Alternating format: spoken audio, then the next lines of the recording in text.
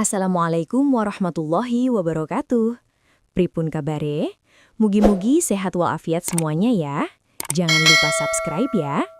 Baiklah, kali ini kita akan membahas satu bab penting dalam sejarah Nusantara, yaitu bagaimana Islam masuk dan berkembang di Indonesia, serta mengapa ia begitu cepat diterima di tengah masyarakat yang sebelumnya menganut Hindu, Buddha, animisme, dan dinamisme.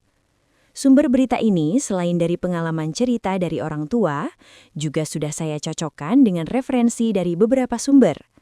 Nek wonten kalimat kurang tepat atau salah, mohon di komen ya, agar berita-berita kami akan menjadi lebih baik lagi. Amin.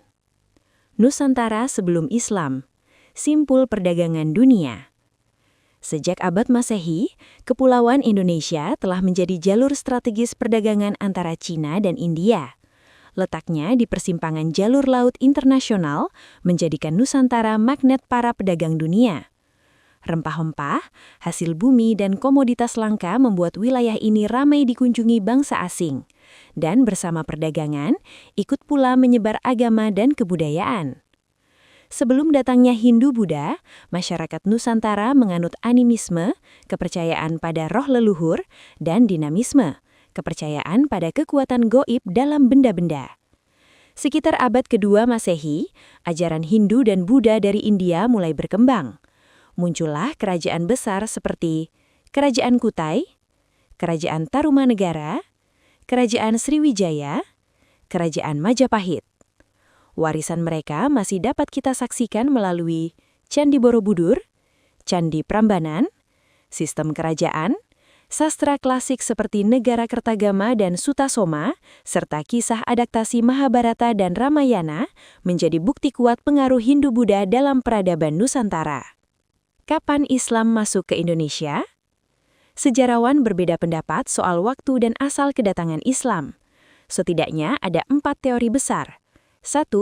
Teori Arab abad ke-7 hingga 8 Masehi. Teori ini menyebut Islam datang langsung dari Mekah melalui pedagang Arab. Pendukungnya antara lain Sir Thomas Arnold dan Hamka. Bukti pendukungnya, catatan jalur dagang antara dinasti Tang, Sriwijaya, dan Bani Umayyah, kesaksian Marco Polo 1292 yang melihat komunitas Muslim di Pasai, catatan Ibnu Battuta 1345 Masehi tentang kuatnya mazhab Syafi'i di Aceh, Makam Fatimah binti Maimun 1082 Masehi di Gresik.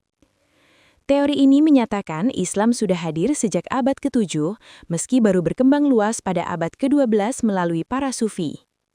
Teori India abad ke-13 Masehi dikemukakan oleh Snookhur Gronje dan Pigeonapple.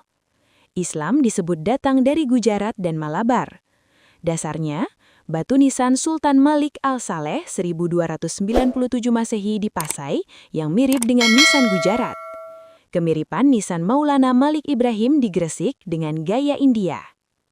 Teori Persia dikemukakan oleh Hussein Jajadiningrat.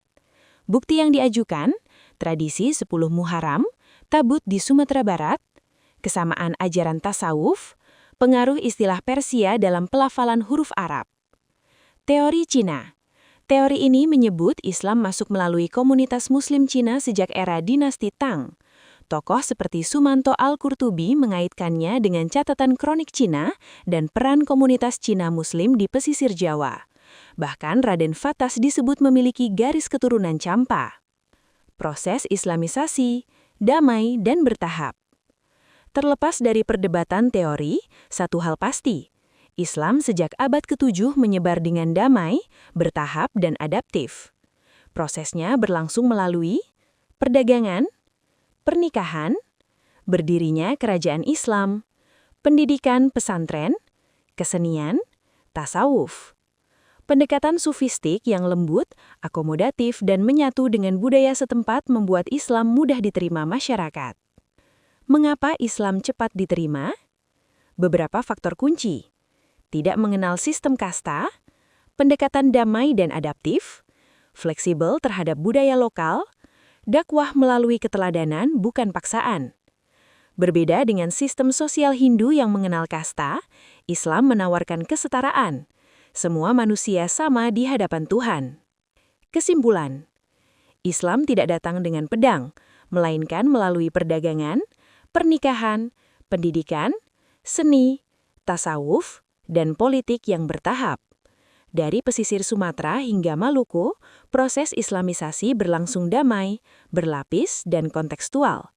Inilah yang membuat Islam tumbuh kuat di Nusantara, bukan dengan menghapus budaya, tetapi merangkul dan memberi ruh baru pada peradaban yang telah ada. Semoga bermanfaat. Wassalamualaikum warahmatullahi wabarakatuh.